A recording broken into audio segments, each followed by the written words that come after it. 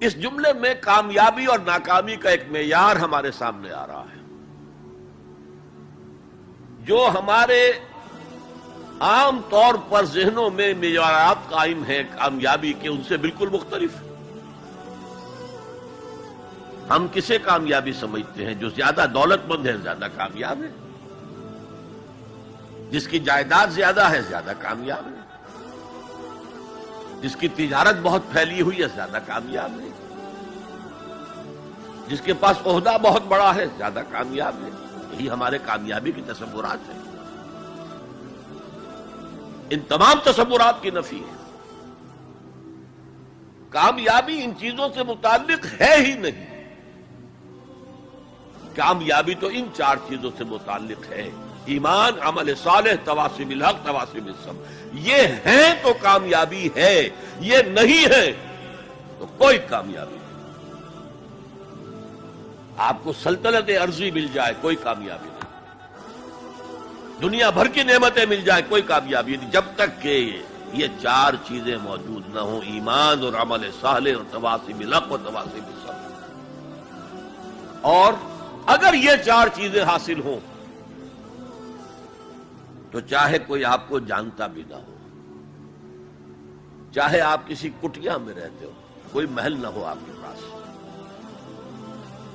چاہے آپ کو روکھی سوکھی بھی مشکل سے ملتی ہو، آپ کامیاب ہیں۔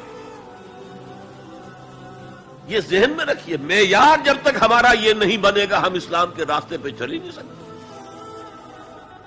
اس لیے کہ انسان جو بھاگ دوڑ کرتا ہے، جو سعی کرتا ہے، دن رات محنت کرتا ہے، راتوں کو سوچتا ہے، پلاننگ کرتا ہے، وہ کامیابی کے حصول کے لیے۔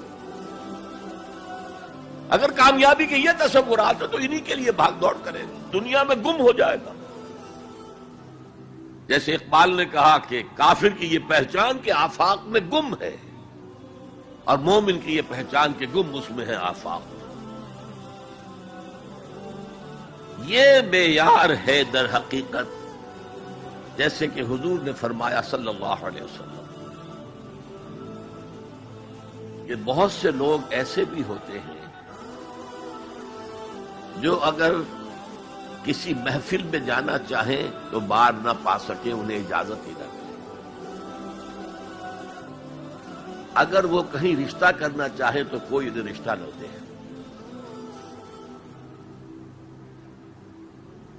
لیکن اللہ کی نگاہ میں ان کا وہ مقام ہوتا ہے کہ اگر وہ بھولے سے کسی بات پر قسم کھا لیں تب بھی اللہ ان کی قسم کی لاج رکھتا ہے۔ آپ سوچئے ابو ہریرہ کا کیا مقام تھا، ابو ذر کا کیا مقام تھا۔ حضور فرماتے ہیں صلی اللہ علیہ وسلم: من کان یسرہ ان ینظر الی زہد عیسیٰ فلینظر الی صاحب ابی ذر۔ جس شخص کو اس سے خوشی حاصل ہوتی ہو کہ حضرت عیسیٰ کا زہد اپنی آنکھوں سے دیکھے تو میرے اس ساتھی، میرے اس دوست ابو ذر کو دیکھ لے۔ یہ لوگ ہیں کامیاب ترین۔ حضرت علی کی جب شادی ہو رہی تھی حضرت فاطمہ سے رضی اللہ تعالی عنہما، ان کے پاس کوئی مکان نہیں تھا۔ ایک انصاری صحابی نے ایک حجرہ دیا ہے جس میں کہ وداع ہو کر حضرت فاطمہ، کوئی گھر نہیں تھا، فقراء صحابہ میں سے تھے، مہر دینے کے لیے کچھ نہیں تھا۔ حضور نے پوچھا کچھ ہے علی تمہارے پاس مہر دینے کے لیے؟ عرض کیا حضور کچھ نہیں میرے پاس۔ فرمایا تمہارے پاس وہ زرہ ہوتی تھی ایک؟ عرض کیا جی زرہ تو ہے، لیکن ظاہر بات ہے زرہ تو ہتھیار ہے، جنگ کے لیے ہے، جہاد فی سبیل اللہ کے لیے۔ آپ نے فرمایا جاؤ اسے بیچو یا گروی رکھو، کچھ لے کر آؤ، مہر تو دینا ہے۔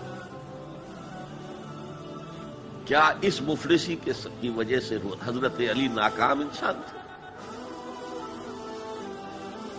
لیکن واقعہ یہ ہے کہ کامیابی کے اور ناکامی کے اس معیار پر ہمارا دل ٹھکتا ہے۔ دل ٹھک جائے تو کیا کہنے، زندگی میں انقلاب آ جائے۔